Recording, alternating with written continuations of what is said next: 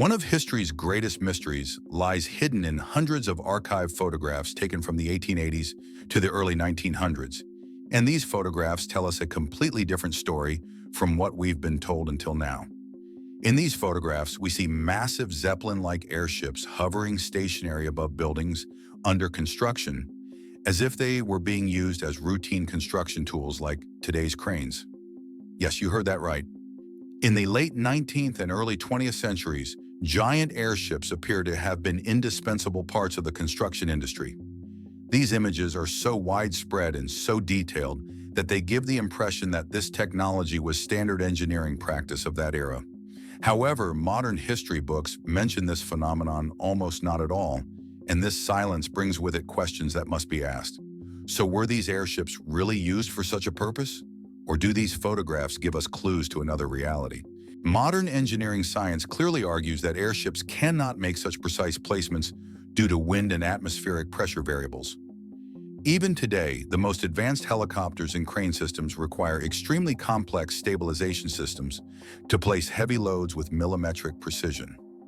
Atmospheric conditions are constantly changing. Wind speed and direction can vary at any moment. And under these variables, bringing a structural element weighing tons to exactly the desired position is nearly impossible. But the archive photographs show exactly that.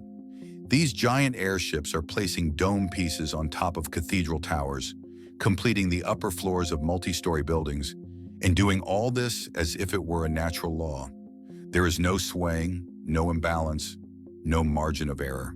These airships could keep structural elements weighing tons suspended in the air, without using any crane or counterweight system, and bring them to the correct position with incredible precision.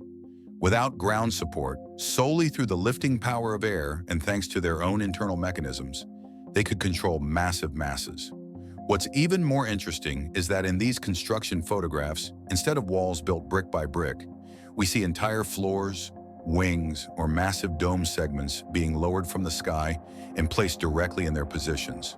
In other words, these buildings were not constructed on-site, as we are accustomed to today. Instead, they were prepared as large prefabricated sections and then transported to their final locations by these giant airships.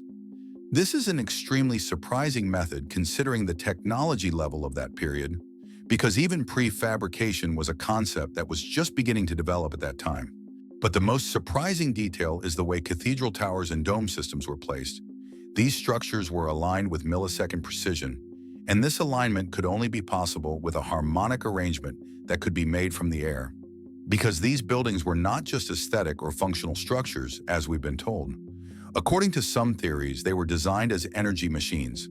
The alternative history theory, known as the Tartaria hypothesis, proposes that these buildings were actually components of a massive energy network. According to this hypothesis, these precise constructions made with airships were not coincidental. This method was necessary for the structure to have a specific height, orientation, and frequency harmony. Cathedral towers function like antennas, collecting atmospheric electricity or another form of energy.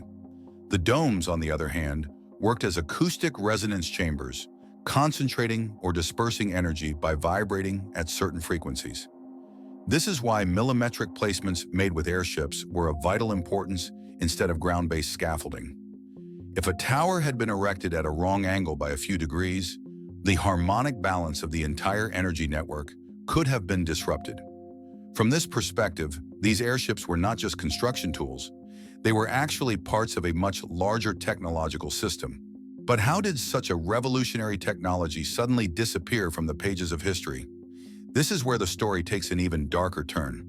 While this airship technology peaked until 1910, it suddenly and mysteriously vanished between 1912 and 1913. Not only did it fall out of use, but it was systematically erased from history as if it had never existed. Engineering manuals about this technology were removed from libraries, student records at universities were mysteriously deleted, and related patents were hidden or destroyed under the pretext of national security. This is not just a technology being forgotten because it went out of fashion. It bears the traces of a conscious and organized erasure operation. When original photographs in city archives are examined, It is seen that the hardware and rope sections where the balloons were connected to buildings have been deliberately scraped off or burned. In some photographs, the areas where connection points were located have been left blank, while in others they have been attempted to be erased with ink or chemical substances. Why did someone specifically want to eliminate these details? If this was just a normal construction method, why did it need to be hidden so systematically? Even more interestingly, in some municipal records from 1911 to 1912, there are documents showing that these systems were ordered to be immediately stopped and equipment removed from public buildings on the grounds of unauthorized aerial operations. These official bans carry an urgency, as if this technology was perceived as a threat and needed to be urgently eliminated. So who or what entity saw this technology as a threat?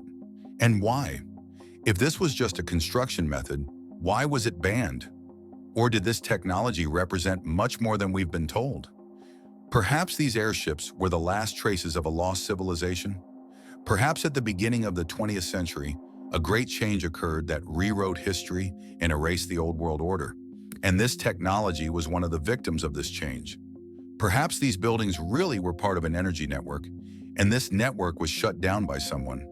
Or perhaps these photographs show us a tremendous technological heritage that the official historical narrative has overlooked or deliberately omitted.